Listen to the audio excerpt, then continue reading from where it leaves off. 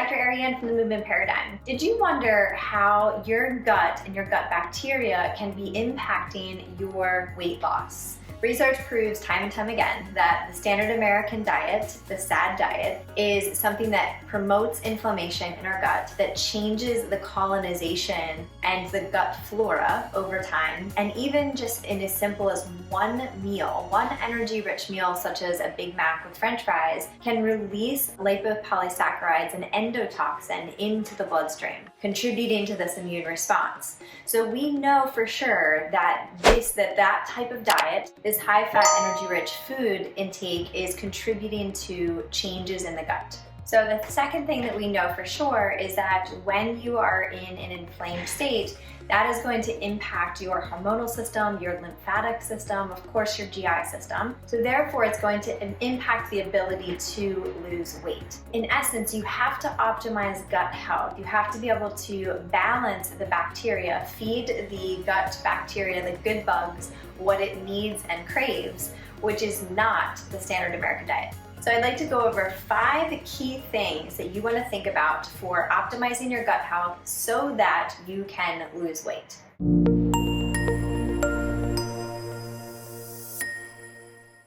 Number 1 is decreasing your omega-6s. So these are things like vegetable oils, so canola oil, vegetable oil, palm oil that you get in packaged and processed foods. So you really want to be so in tune with that. Even if it's a healthy food, but you're seeing these ingredients, these omega-6s can really impact your overall health. And of course, it can impact inflammatory states, so therefore your gut. So not only are you going to decrease your omega-6s, but you're also going to increase your omega-3s. So think of your fatty fishes, think of your walnuts, your flaxseed. All of these can be really, really beneficial, and actually working on increasing these healthy fats can have a positive effect on your gut flora. So making sure that this is a priority. So every meal, making sure that you're getting some kind of healthy fat along with it. Number 2 is fiber. We want to have 25 to 35 grams of fiber per day. So if you are eating a high plant-based diet, you're getting some grains in, some nuts, seeds, you should be well on your way to getting that amount of fiber intake. If you're not, then of course supplementation would be advised, but the goal is to get that from your diet, not to have to take the supplementation for fiber. So think of your fiber as your prebiotics. So in order for us to have the positive effect of the beneficial bacteria probiotics, we have to have prebiotics. So it has to feed on the prebiotics. Number 3 would be to include some kind of fermented food. So that could be fermented sauerkraut, that could be kimchi, kefir. So lots of different ways to include that. If you are getting those, you do want to make sure that there are active live cultures and it is in fact a probiotic. If you are not consuming probiotic foods or fermented foods on a regular basis, that would be where supplementation would come into play, and ensuring that you're populating your guts with good bacteria.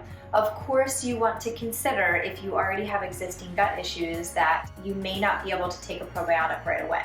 Number 4 is making sure you have 60 to 70% of your plate coming from plants. This does not mean to exclude your healthy lean proteins. It just means eat more plants. Fill your plate with a variety of colors, because this is exactly what the gut feeds on. This is what it wants, this is what it craves.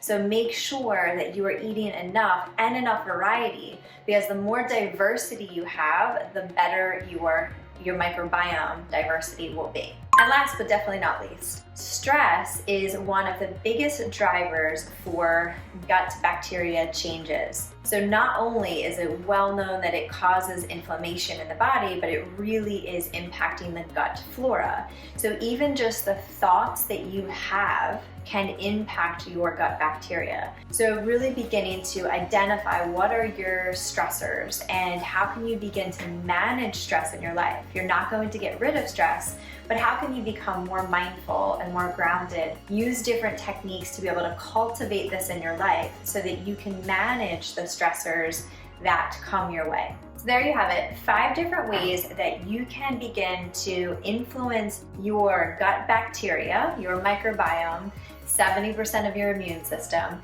You can influence this to be able to set yourself up for weight loss, especially if you're a person that has been dealing with weight gain and you've tried a lot of different things. But if you recognize that there are some gut issues, that you're not really eating the right foods to feed your gut, then this is where you want to start in beginning to really evaluate this and see if you can, begin to follow this journey, because it is imperative to have optimal gut health for everything else in your body to function well. As always, thank you so much for joining in. Please make sure to subscribe to our YouTube channel, The Movement Paradigm, and don't forget to hit that subscribe button so you stay tuned for new weekly content on mindset, nutrition, and movement. If you found this helpful, please give it a like, give it a comment. If you have things you want to learn about, please make sure to comment below. We would love to hear, and of course share it with your friends and family and whoever may need this.